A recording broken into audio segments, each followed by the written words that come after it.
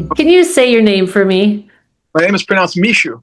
That's really cool. I really like that. I'm looking. And how do you say your last name? Olivera. Where are you from? What is your background? That's a really cool name. My background is mostly has to do with my last name more than my first name. My first name is actually French, which I am not. I am a mix of a multitude of things, primarily Scottish, Azore Portuguese from the island of Pico, and also some descendants from Viking territory, Sweden and Denmark also. How long have you been doing the whole mushroom venue for? Personally, since 2018, in the beginning of the year, I had an opportunity to reconnect with mushrooms after about a 30-plus year hiatus. I didn't have any access, and I was in a life crisis at the time, and they basically found me after quite a long time, and I engaged with 3.5 grams of golden teachers with a friend, and had no idea what an intention was, and did not have any plans on set and setting. We were sitting in Oakland, California with some redwood trees, and it was nice just to be outside and look at nature. The following weeks were very profound in that my ability to intuit my surroundings was profoundly expanded. And I decided it was nice to have a break from feeling always so hungover the next day after drinking. Well, I was a drinker of daily consumption of alcohol for 38 plus years. And mushrooms really kind of offered some compassion after the first experience in the following weeks. That was really kind of nice. And I made the decision just to start taking 3.5 grams of golden teachers once a month to offer myself a different avenue of enrichment, really. The unfolding that occurred over the following 2 years, nothing short of unreal, basically. I had a series of visions of my future, of doing what I'm doing now, basically, and of what I needed to do to start. It was essentially to learn mycology. And at this time, I have now created 24 varieties of psilocybin mushrooms that I work with my clients with on a personal level. And from a professional standpoint, I created my business in 2020 in January, right before the pandemic, in a basement in Greenfield that was unfinished, that I was living at the time with my Chihuahua. We were just homeless the prior summer, and so this was a nice change of pace and upgrade of of my life at the time, and really following what the mushrooms had shown me and trusting in the overall process, really seeking out as much wisdom as I could from outside sources at the time. So watching videos from Ram Dass and Terence McKenna and Alan Watts. There was nothing else available at the time in 2018 and 19 on my path, and I didn't have any idea what was going on. So I actually had people, ironically, reaching out from the internet to offer me books. They would send me books on spiritual awakening. They're like, you had an awakening? I had no idea what that even meant. So I'm getting books about spiritual awakening and all these different directions on where to go and watch this person and read this. And it was just, I felt very fortunate to be held in such a way by people that I never met that were watching my process on social media. So yeah, so a very long story condensed into a couple of minutes, basically. But so professionally, since 2020 and personally since 2018, I have been really dedicated on this path and have really put everything else aside to focus on how to show up best, to create the best medicine, and to really listen when people are talking about their experiences and what's working and what's not. And so these last few years, I've really dedicated to understanding how to show up better, what's missing, and how to provide that above all else. Wow. So do you grow the mushrooms yourself? I do. So I have 24 different varieties of psilocybin mushrooms that I have understood now these last few years, the way their energies are with people. And so what I did in the beginning was I had a series of visions in 2019 that people were coming to do this work and that they were going to come right away to social media, messenger, various referral outlets. And sure enough, people were starting to be referred to me after sharing my personal story of how they changed and really helped me to show up for myself through my addictions, through my trauma history, through my chronic PTSD. Actually, CPTSD, a lot of violence in my life for being a very masculine woman and going against the grain of most of society. So I had a lot of violence, I had a lot of trauma, a lot of sexual incest issues in my childhood. And so really what mushrooms offered me to do was to show up for myself first, do my work, learn the process. I decided to take 2 years of this to learn what it was showing me and to become a student of what mushrooms were doing and showing me, and to really embrace this aspect of coming into contact with things that were really painful, but yet also showing me how to show up for that after. What does that look like? Going into nature, foods that are no longer serving you, not even wanting to eat those anymore. Now I'm prioritizing these foods, these behaviors, these mindsets, dismantling those that don't serve me, creating the ones that do, and really just submitting myself to grace and compassion. Instead of external validation, I'm seeking my own validation, right? Mushrooms are showing me I'm safe to trust after all these years.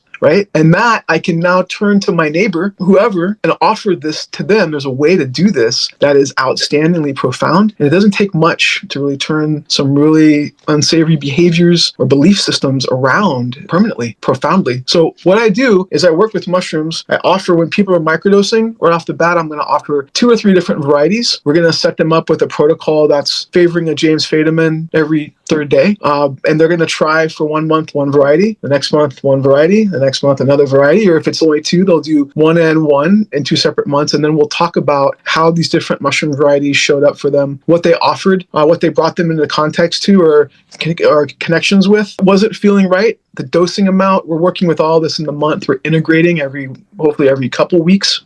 Some people are in crisis. We're integrating every week or even twice a week even. It really depends on the person, how they show up with this process. The process is meant to be very streamlined and very personal. So I really try to come from a harm reduction standpoint, from trauma-informed experience, to really create the experiences for people personally. Yeah. And so are you doing that over Zoom, or is that something that people are coming to see you for? Everywhere.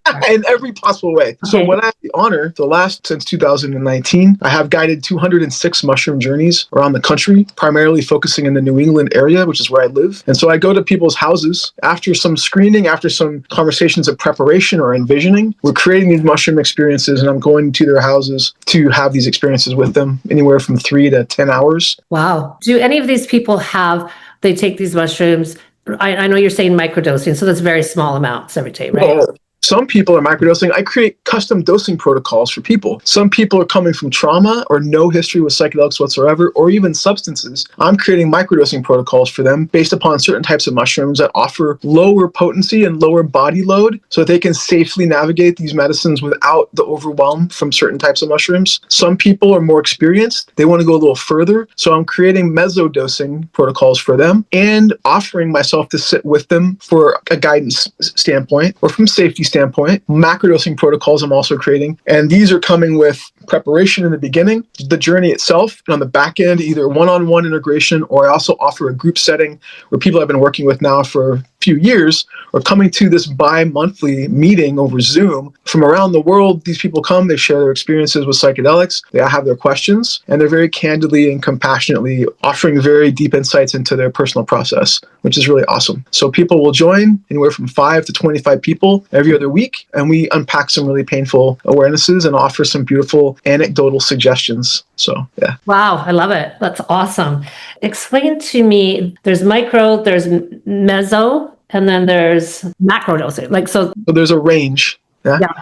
Micro is coming from sub-perceptuality, right? You're really working with something that isn't going to offer you any psychedelia. It's not going to offer you anything that changes your perspective from a normal standpoint of visual or audio, or it's going to very delicately tick up on these senses of yours. Your vision, your hearing might be a little bit better. Colors might be a little bit brighter, right? The way you intuit your surroundings, more connection, right? More intuition, instead of really offering some really subtle behavioral changes, right? So for some people, microdosing looks like using, maybe someone's a road rager, right? They're really aggressive and behind the wheel. When someone does something to them, their first response normally before microdosing is aggression and anger. How could you do this to me? And they're raging, right? When you're microdosing, this person might have a different response in that when this happens to them or something happens, instead of reacting, bam, with anger, they're going to say, that person might be in a hurry. I need to get out of their way. Interesting. Why am I so angry all of a sudden?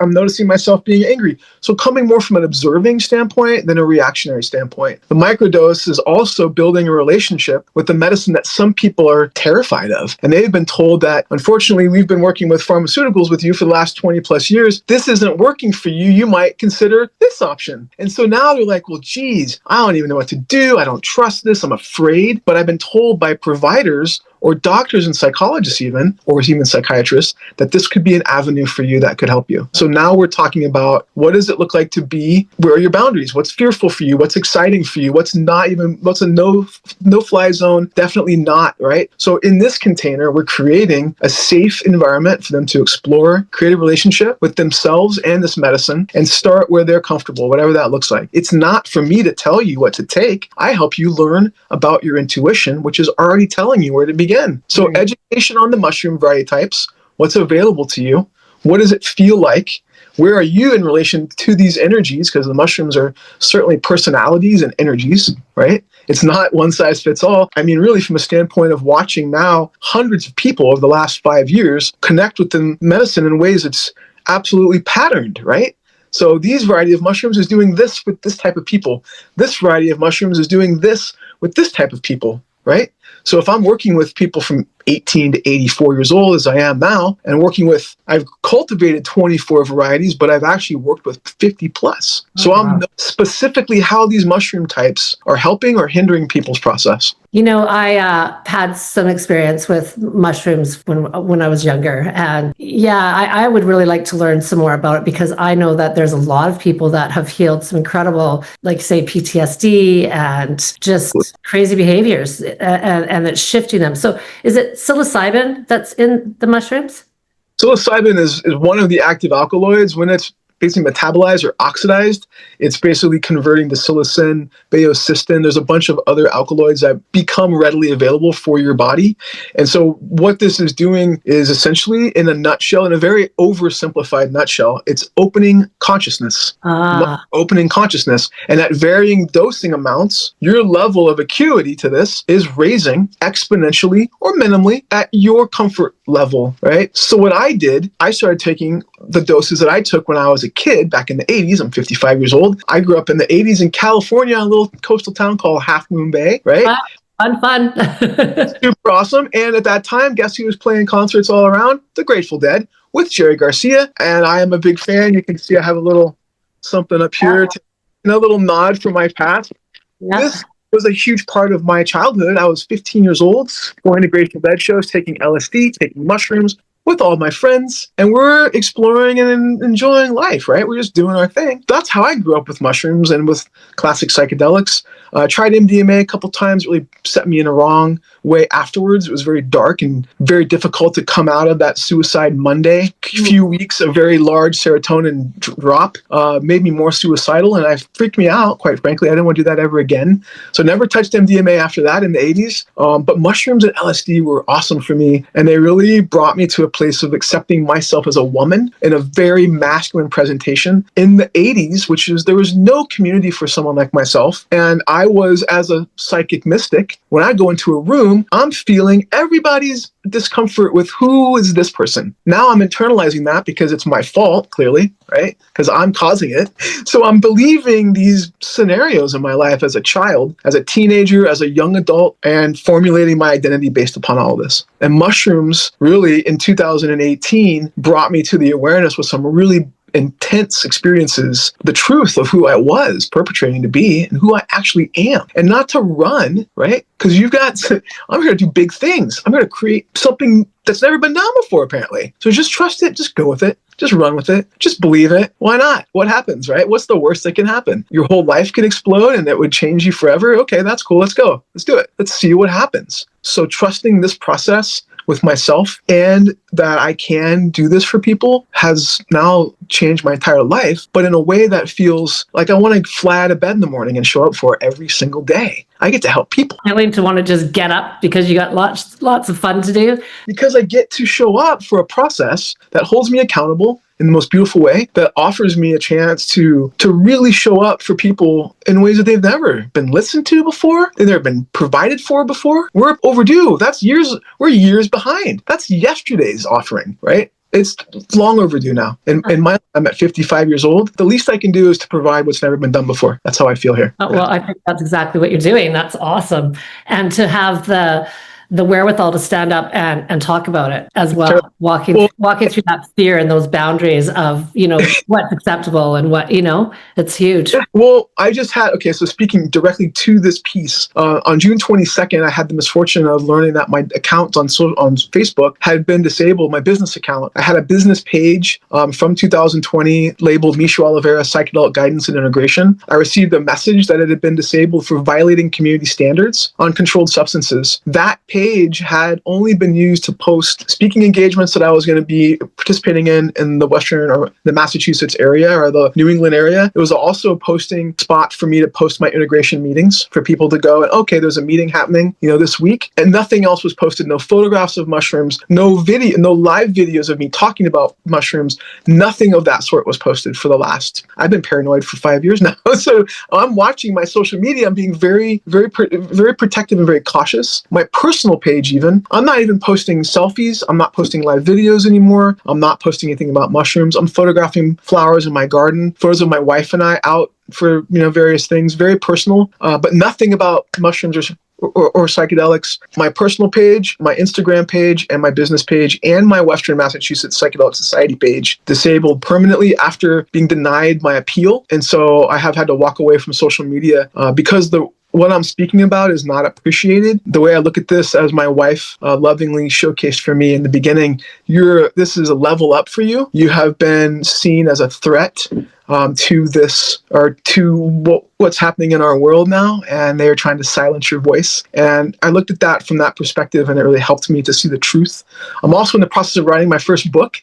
And so she said, and also, look at it this way. This was a distraction for you. The universe says, you don't need this right now. Cleaning your slate right now. You're free to write your book without social media expectations of performance, of content providing, of all these things that, in the back of my mind, were chipping away at my well-being as far as just a lot of pressure, a lot of expectation, a lot of, I don't know. I think for now, I'm meant to do something different. I'm meant to create my own platform. I'm meant to focus on my book, and I'm meant to show up in a bigger way that honors my freedom of speech and that of other people, so that we don't have to curtail ourselves for an environment that is not welcoming to what we have to say or the work that we're doing with ourselves. So, wow, that's really incredible, isn't it? The gentleman that I took my podcasting with, Brian Rose from London Real, he did an interview, I think, they took his account down, and he had, like hundreds of millions of viewers, right? And just wiped them. Only 6.4, which is modest, but it was an honor for me. But I would go to groups and help people. I would answer their questions about this process. And that's what I would do on social media, or have my mother and father be able to reach out, or my friends from kindergarten or from grade school. But my entire community basically online was gone. And I was meta verified and monetized. All my posts were monetized. I was getting paid by Facebook to post. Wow. So, okay. Yes. Release it, right? Let it go. Right. What are you going to do with that, right? It's gone. Okay. Now what? I take that as a message, a clear message that my energy in that space is no longer welcome, and I know exactly what to do with that, and I'm okay. I am certain. Because that's huge, right? That's a huge. I know there's so many. David Icke, he interviewed David Icke, and he didn't know, and just having that controversial type conversation, just scary, right? Because everything he had built was then all of a sudden, in jeopardy and gone. So I know so many people had to move to different platforms like Telegram and, different ones because of just exactly what you're explaining. But it's horrible because you've put all of this in, you're building something, and then all of a sudden somebody goes, whoop, there's the rug, right? Pulled out from under you. So yes, what I've built is bigger than social media. Right? That's what that was meant to teach you. What I did, so here's the irony. When that was happening, I took a few weeks to kind of tend to myself and sit with that. It was a big blow to a point. I mean, it definitely hurt my heart because this is community that I've built and people that I love and care for that I have access to that I no longer do. That part is hard. But what's easy is the fact that for me to be able to go on Google and type in who is Michou Olivera ? And let it go to AI mode and pull up from one of these searches with 76 sites of information and the podcast and whatever else I've contributed to. And there is a very long list of detailed information about my process, about so much concisely written out. That's the real thing right there. And I can't even change that. Like, that's not even for me to control. So it's larger than me, what I'm doing. And I'm really, after the social media thing, I'm feeling very protective. I'm kind of feeling like, ooh, I need to be more, safe, and really look at where I put myself publicly, to protect myself and to really protect the work I'm doing, the clients that I'm working with, the medicine that I'm working with, all of this. I'm by myself. There's no one else that I'm working with. So I have no protection, so to speak, even though I have protection, obviously, from a larger source. I feel every single day I'm held like this. Everything is holding me. Everything in my life is conspiring to catapult my life on this path. And I have to trust it, even though everything around me in my society is like, you need to stop. You need to shut it down, right? So that's huge, isn't it? Good for you. That's huge. like, That's it right there, right? Is knowing that what's happening around me, even though it looks like everything is not working, I know that I got to just keep walking, because this is, like, without a doubt, right? Because everything in my personal life is the life of my dreams. My wife, my relationship with her is the best relationship I've ever had in my life. We're about to celebrate 5 years of being together, 4 years of marriage in just a few more months. And I'm honored every day to be in this relationship with her, to have my life with her, to have my space, to have everything exactly as it is. Every day I'm grateful to my depths. I don't even know how to articulate the gratitude that I feel in my immediate circle. And that's how I know that what I'm doing is in alignment with what's ultimately necessary for me to be who I'm here for, right? So for me, the signs are everywhere. I'm grateful, and I just try to stay as humble as I can and hold space for whoever has the courage to find themselves at this time, to reconnect, to revisit, and to reprogram, right? To get rid of what's not working and to step in. That's what we're here for. Yeah, it is. It really is, especially right now. It's such an intense, energetic time right now, right? And I think that people are starting to look. I think people are starting to reach into boundaries that they, would never have looked before, right? Oh no. Well, if you think about it, I don't know how old you are, but for those of us that are in, I'm in your ballpark. So we grew up in a time where we prioritized hideous behavior. We prioritized. I mean, you grew up in the 80s probably, and you're watching all these 80s movies, all the John Hughes movies. I grew up with these are my role models. Movies like 16 Candles, where you're gonna take a drunk girl in her dad's Rolls Royce and bring a 6-pack, and you're gonna have all these things that are really, we don't do that anymore. Like, we can't go to these places ever again. We have atrocities that we come from that we have to be accountable for. We can't perpetrate behaviors like this anymore. But there's people that would love nothing more than to return back to this stuff, and they're prioritizing it. And this is unintegrated shadow aspects of self that people are clinging on to, not understanding that this is the opportunity of evolution that you don't want to face. But those of us in this world that do, you can't impede our progress. You can stay the same, but we're here to rise. We're here to elevate. Yeah, so the ascension is happening right now. I did. The portal, all of that. It's the energies are really, if you're willing to have a look at the shadow stuff. It's tough though, right? Because so many people are uneducated about it, and so they've got all this stuff coming up for them, and then they don't have the knowledge. They don't know what's happening, right? Well, our teachers. And if you're not able to have the perspective that what's triggering you is attempting to teach you, if your ego is so large and your fear is so gigantic that you can't see the lesson that's being presented to you, you're losing out on something that's meant. You're here. You chose to come here to do this work. And we're all around you. We're all the mirrors. We're all holding it up for you. And we're here. Someone like myself, I chose in 1995 or whatever it was, not to transition, because I'm here to be this woman. This way, the best thing about who I am is how I look as a woman, like this. Do the work. I'm here to help you with my presentation and with what's going to come out of my mouth. I'm coming through with collective consciousness. I don't have any choice. This is what I offer. This presentation, this truth. If it bothers you, I love you and I'm sorry at the same time. How can I help you show up for what's yours to hold? How can I help you? Right. Good for you. I was a hairstylist for most of my life, and I've had some really great close friends that, we're born into these bodies where society is not allowing them and the church doesn't allow them, and it's such bullshit. And it's makes me upset that these are good, incredible people and deal with that all of the time. And yeah. So well, I tip my hat. These last 8 years since I worked with mushrooms back in 2018, none of that matters anymore. I lost my identity in 2019. 3.5 grams of golden teachers took me out of my identity. I didn't think it was going to be a big deal. It was only 3.5 grams. I thought, I've been doing this the same amount since, January of 2018. This is nothing. I got this in the bag. It took me and threw me out of this universe into some other place. I came back and looked in the mirror and didn't even know who I was anymore. That's the best right there, right? Well, that was right before the pandemic, and now we're in lockdown, and now I'm by myself. I don't know who I am. I'm wandering around like I just landed off of another planet. I don't know what's going on. It was wild, but it was the best thing. I was alone in a time when I needed to spend that time understanding and really connecting with what's true, what's real. And there's nothing in the way. There's no distractions. There's no people. Society paused. Everything stopped. Everything just came to a grinding halt. For me, well, at the time, for me to solidly understand and really do the work around what happened to me, number one, who I am left after, what's not real anymore, was never me to begin with, and what's next? Who am I? What am I? How does it show up? And how do I start this process that I understand is really impeding? It's necessary. There are imminent people coming to show up for themselves on this path. How do I make what's not here for them? I don't even know what that looks like, but I knew right away that the mushrooms were the piece, right?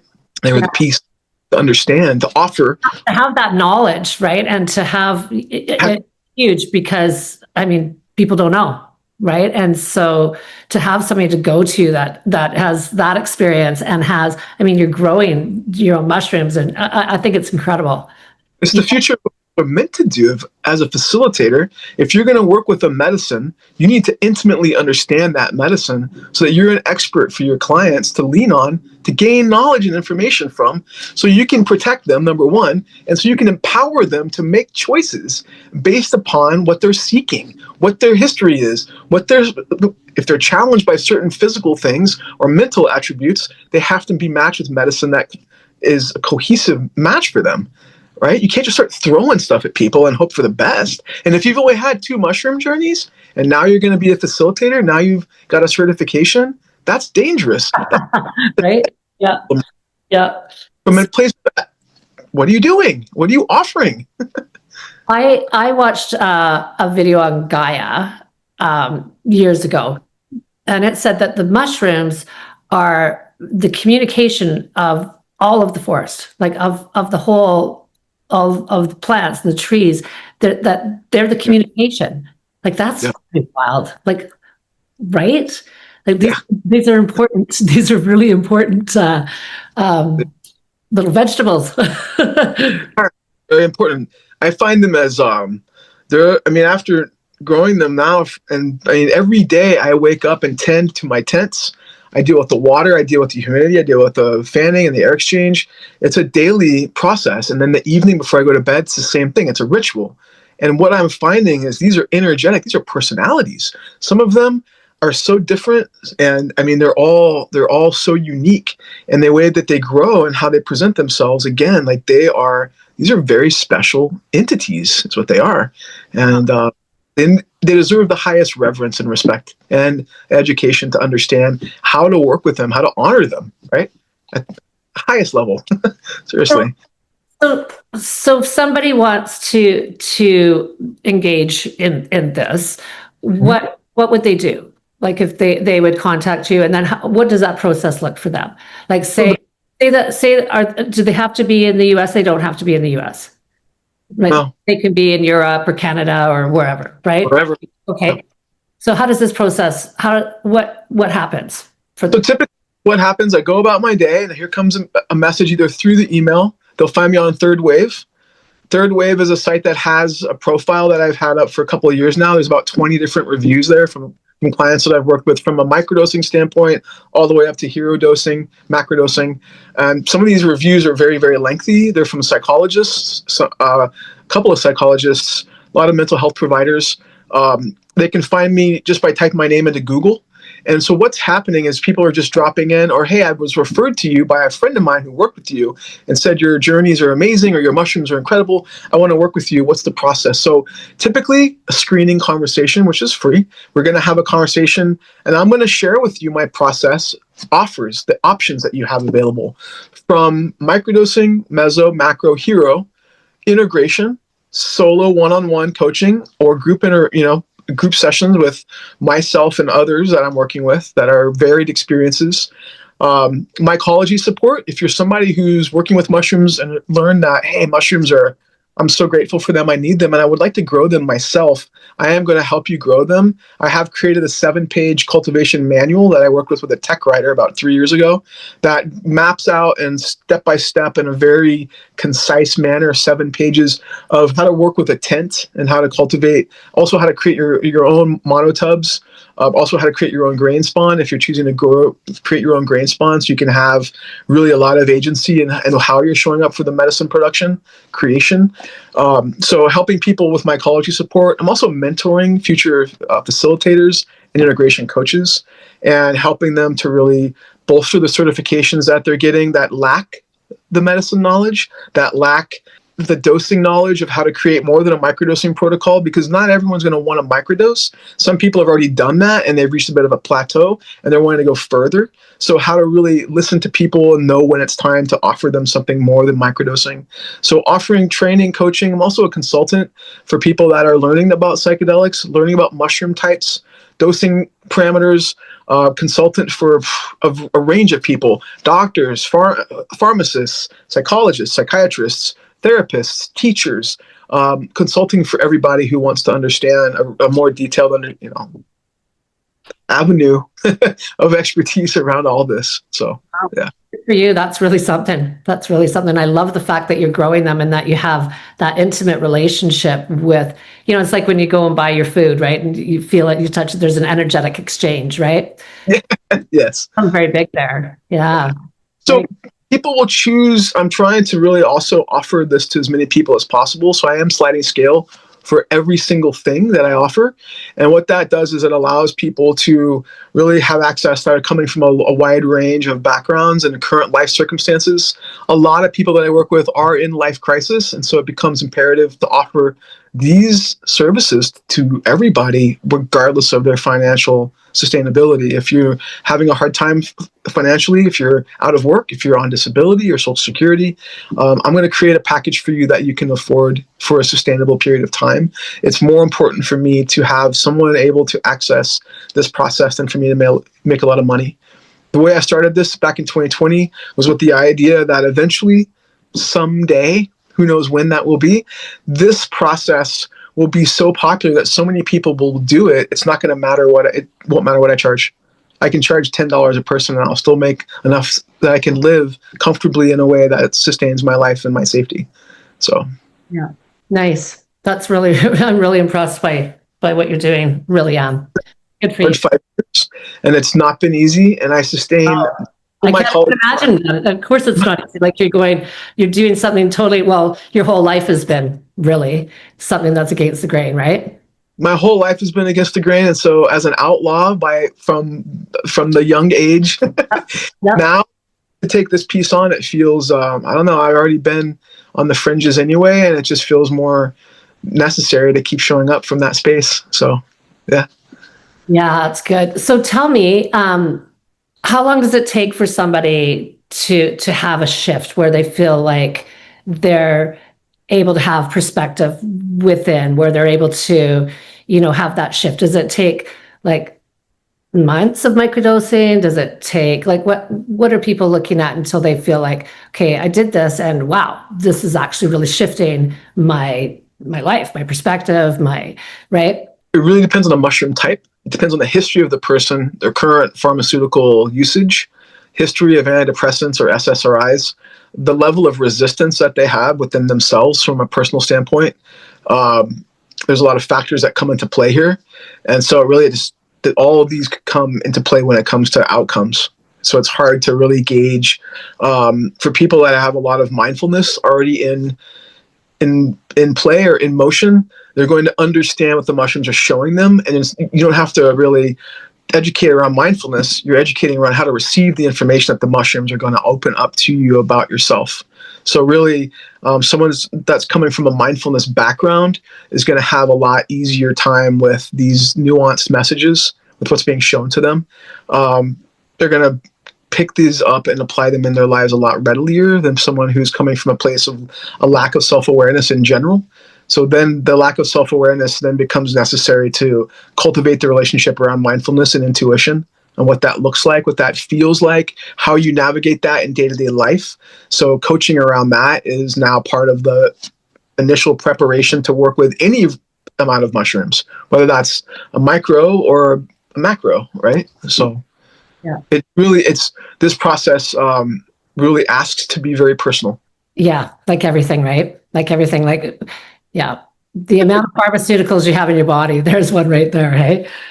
Some Yeah. people, and well, here's something that's interesting. This is an interesting little piece of knowledge.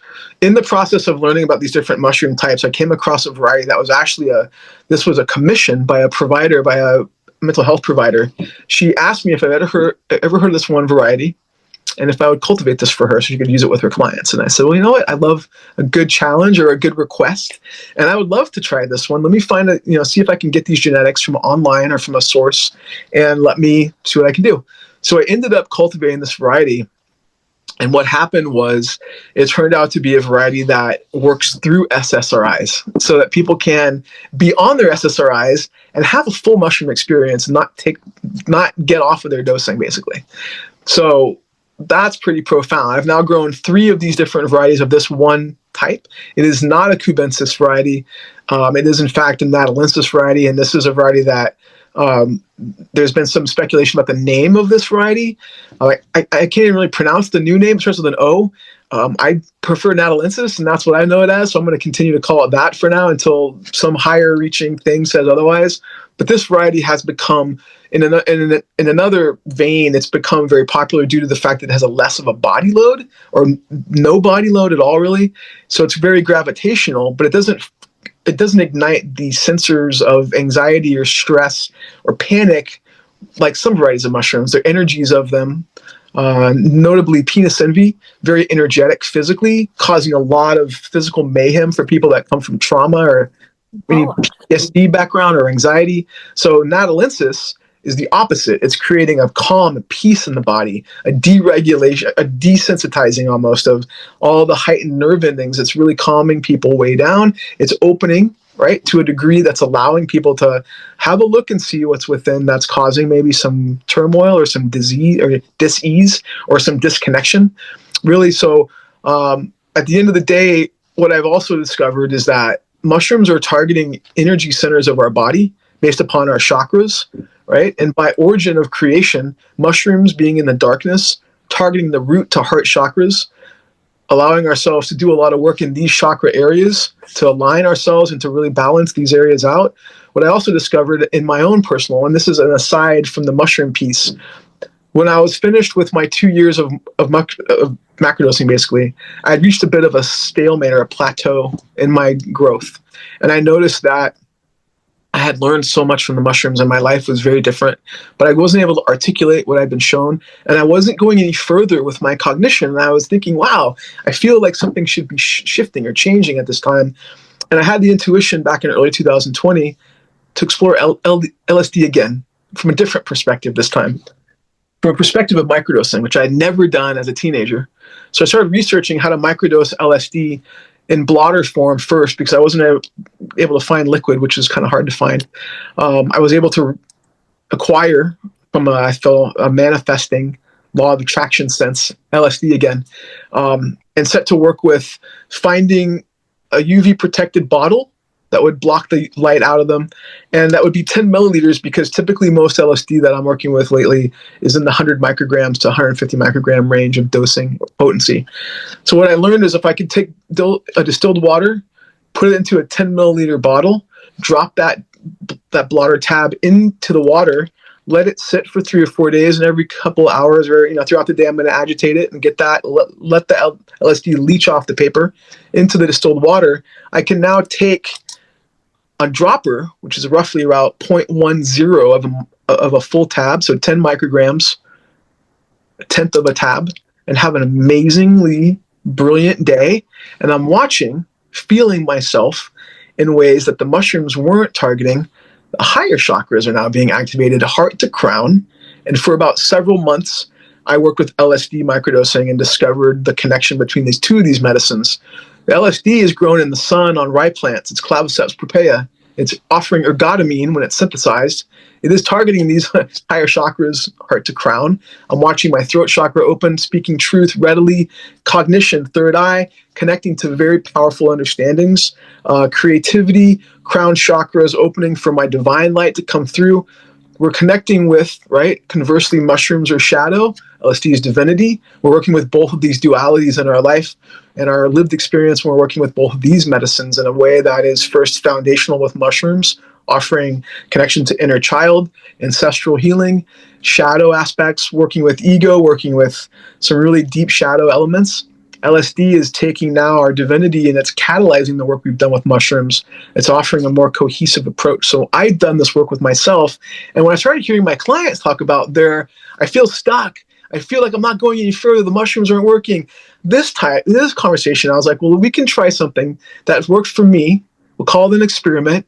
Are you interested? And most of my clients are women in their 60s and 70s, right? Working with mushrooms for a year, having great growth, and then plateauing.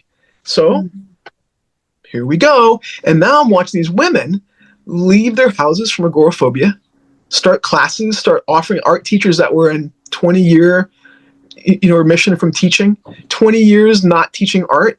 They're back to teaching art. Now they're taking swimming classes. They're leaving their houses. They're starting friendships. They're leaving their confinements of belief system with LSD. LSD is so an analgesic. It's taking your pain away for the 4 to 6 hours that it's working within you, right? So to tack on top of all the other stuff that I just told you. That's incredible.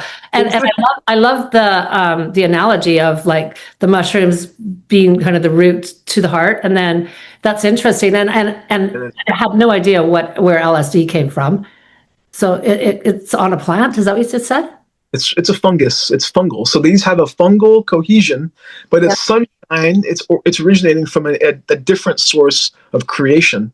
Its energy is different. It's very energetic. It's very social. It's very joyful. It's very community, right? So when I worked with LSD, my interest in creating the Western Massachusetts Psychedelic Society, there was no community here for psychedelic stuff. It became imperative to create this place. When I was working with mushrooms, I was very insular. I was very, and almost in some ways, dark and broody, whereas LSD was like, I got to connect people together. I got to get out there and socialize and talk about this. And I got to speak in front of city council, to share my story, to act as one portion of a small group that helped to lower the prioritization of criminalization around the state of Massachusetts, right? LSD brought me out of my shadow and into the rest, I feel like, the other portions of myself, my divinity, right? That's really cool. That's really cool. Yeah. So, and like doctors and it's really become big now, right? Like doctors doing LSD journeys with people and doing the mushrooms. That's a thing now, right? Like that's become more and more acceptable or becoming mainstream. What do you think of that? It's becoming more, there's been so many people that are working with it, and by way of the internet, it's hard to stifle people's experiences. So you've got people, the doctors and psychologists are kind of in a way forced to engage this, to learn about it, but they're doing it the way that they did it in the 50s, in the 60s, excuse me. They're doing it in a way from looking at people from a microscopic way, analyzing them like a lab rats or like a Petri dish, instead of doing it themselves, to learn the process from a physical standpoint, to see how to keep up. And this is not a Western medicine process. And they're trying to do things like extract the psilocybin from mushrooms. So there's no trip, there's just the benefit and all this other. They're trying to really take over a process that's a spiritual process. This is a process of intuition, of spiritual awakening. This is not a Western medicine. Here's your medicine, now go back to work and grind your life away.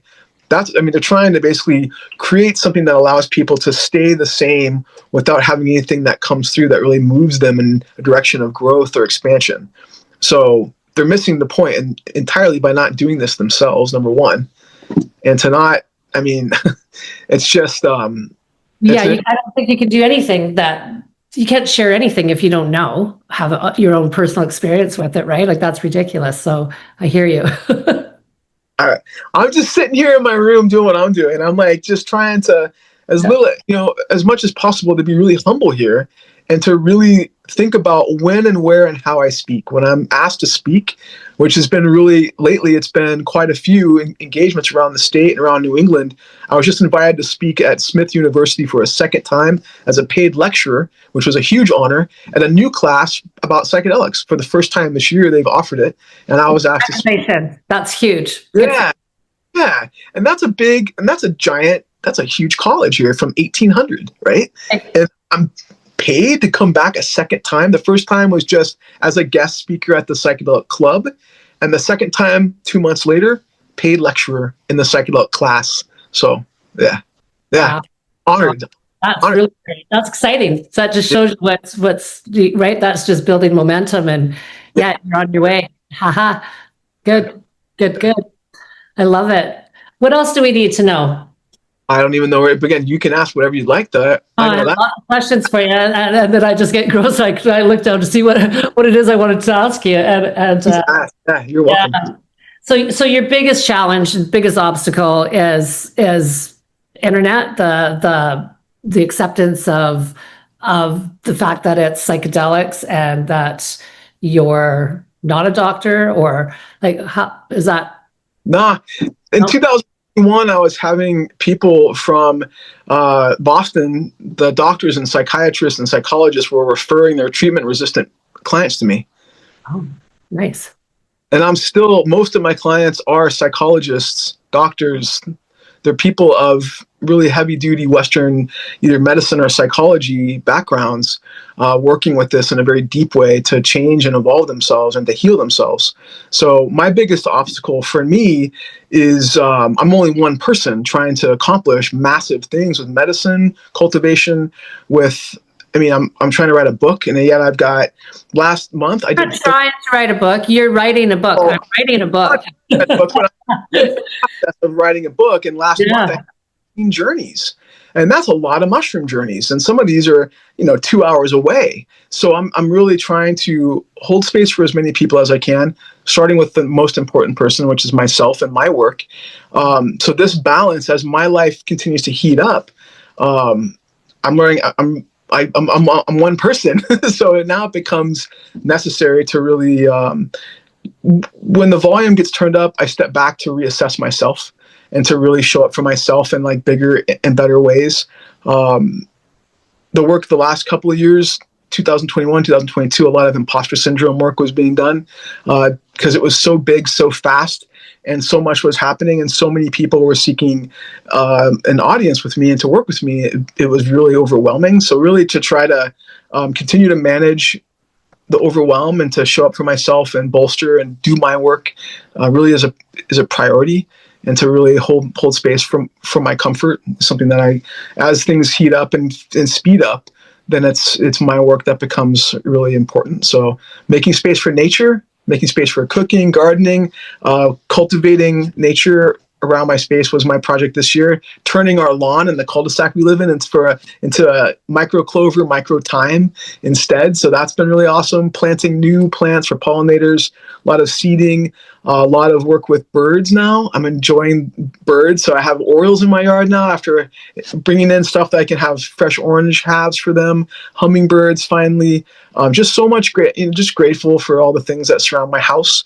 So really investing in my personal space now that social media has been removed from my daily life. It's nice to show up in my real day-to-day life with offerings for nature and with what's important. So the whole social media is so tough anyway, right? Like I find for myself, just being a trauma girl coming out of all that, it just rabbit holes me right down, and then I get, it's like I get lost in, and it just takes up my time. I find it frustrating. anyway, I think that was probably a real gift that It's was a taken from you. it's a gift. It was a gift. Well, here's the thing. In the beginning, it was a tool, and I was grateful for the tool, and I was grateful to have my connection with my friends and family in a very difficult, dark time in my life. To have the support of those people from social media, I don't know if I'd be alive still today if it wasn't for them. They put me up in a hotel in southern Vermont for 4 or 5 months for my dog and I for 4 nights a week. I'd stay on my friend's, son's room for the other few nights a week. Like, my life was in upheaval. I had a life crisis happening, and I don't know where I would have gotten support if it wasn't from the internet. So at that time, I owe my survival to the people that were helping me with money and with encouragement, with literature, with kindness, with music, with just everything was coming to me in such a huge way. I'm grateful for them, for all the people that were out there. Then now I have to just pick up and keep going. And I think that's going to be interesting how what venue kind of opens up there, right? Because I did Google you as well, and I mean, everything comes up, so you're really easy to access. So that's right, because I didn't know if you had a podcast or right. So I was I'll be on your podcast though. I love it this way. If you find and have questions or want me on your show, then I'm happy to be part of that. But that's what I've been doing for these last few years is people find me and then I have an opportunity. And this is, I feel, when you're in alignment with your purpose and you're drawing things to you in such a way, that's what's meant to happen. I don't have time to go find and ask you to be on your podcast. I'm going to continue making medicine for my clients and holding space for them. And when people find me that are doing podcasts, which I honor all the things that it takes to even create this that you're doing, I'm here to show up for you and ask questions to your heart's content. I'm here to answer them without staging kind of, checking in and canned answers. Just ask what you wish, right? I just think this is so important, like to share the information of the natural healing that's going on out there in the world is so unbelievable. And we don't know. Nobody knows that's happening unless you're actually dialed into that. And so, I mean, my mission is just to share what's going on out there in the world with us, because we need to know. We need to know these incredible people in the world. Right? You're doing stuff. You're a conduit. You're a conduit between what's happening and the people that are doing this. And it's important that people, as you said, a lot of them, they have no clue that this is happening right around them. In fact, maybe their neighbors or their people that they care for are doing this behind the scenes. There's a lot of stigma. And so sadly, there's a lot of shame and fear that they're going to get in trouble. They're going to get kicked out of families. They're going to lose their job. They're going to get in jail. There's so much stigma. And it's really sad that that's what's happening at this time. Your show is allowing people to hear truth from people that are actively engaged. And this is necessary in such a big way. So thank you for the courage to offer something to people on this level with transparency and with truth. Yeah. I think it's so important too, right? Just be able to hear the truth, right? And the knowledge that we just don't have. It's, I love it. I love learning about what's going on there. And this has been a great conversation. I'm really grateful for this. I love it. I know I'll have a lot of friends that will be wanting to contact you. You're welcome to. Well, here's the thing. Ladies can't say. You can my website. It's just my first and last name. .com. You're welcome to share my email address if you feel that would be helpful for people. Again, my first and last name at gmail.com. The internet, what I like about what's happening with AI now and podcast harvesting as it is, right? When someone is sharing a podcast and then AI comes in and extracts all the juicy bits, so to speak, is that they can find out about my process, what that looks like with regard to dosing protocols, mycology knowledge, integration processes. There's all kinds of knowledge that people can find on the internet, and there's questions that are at the bottom of some of these that you can dive deeper into even still. So searching me through AI, the AI mode on Google is by far the fastest, best, and most detailed, I would say. And when people are curious, they're welcome to go ahead and ask who Michou Olivera is. Right. That knowledge is power, right? Because so many people, they don't know, and they go with the stigmatism. Oh, well, so-and-so said, or, oh, somebody said they're doing much, and it's like, well, there's Answer. The shame Yeah. blame game, right? And it's awful. It's like so Yeah. unhealthy. Whereas Yes. just learn and get the knowledge, then that's power, as far as I'm concerned. I agree with that 100%. Yeah. I'm so happy to meet you, and that I was honored to be I'm happy to meet you too. invited on your show. Is a really big deal, and I'm grateful for the time today. Yeah, me too. And yeah, I'd like to connect with you. I think that I could heal a little bit more trauma. I'm always game for what's going on out there. It's a good thing. It's perspective. All it is basically learning how to get out of your own way, because we're designed to have answers that are coming through all the time. And when we second guess ourselves or we don't trust ourselves, we're in the way of our possibilities. The possibilities within you, endless, massive, vast, right? All we got to do, I'm going to send something to you. I sent this to a client this morning. She's 84. I love her dearly. And she has no mindfulness ability. And it breaks my heart because she doesn't see what is possible for her to grow and evolve herself in her life. And what this is this. This is something that I found in 2019.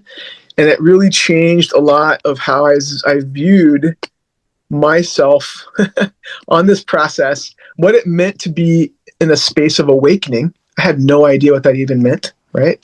Yep. What is that? Well, this found me 2019, and it was the best thing that I could have found. It's still to this day my most favorite spiritual awakening meme, and I send it to people readily because it really paints the picture of truth of how it is, what you're contributing to yourself when you're on this path and you don't understand it. It's this. Am I able to see it? Am I supposed to be able to see it right now? Yep. It should be in the chat room. Yeah. Can you see the chat? Yeah. For spiritual awakening, after spiritual awakening. Okay, got it. When you realize a simple thing, you're the one with the boot on your head. You're the one. Take it off. And if you don't know what that looks like, I help you understand. What is at work behind the scenes? What belief systems are having you do this to yourself? Yeah, it's that. The whole victim thing that we do it's a society thing. And when we're in it, we're just don't know we're in it. And then we're just... It's everybody else's fault that we feel like hell. Oh. And actually a lot of it too, we're inheriting it from our parents. And if they weren't able to do this work before they created us, to create a different type of scenario rather than perpetuating what they've lived over and over again, we're inheriting the fear, we're inheriting the addictions, we're inheriting all the behaviors, the belief systems. They're coming forth, they're in our DNA, they're not even in our minds, they're in our bodies. So we have work to do that is ancient here. And I totally agree.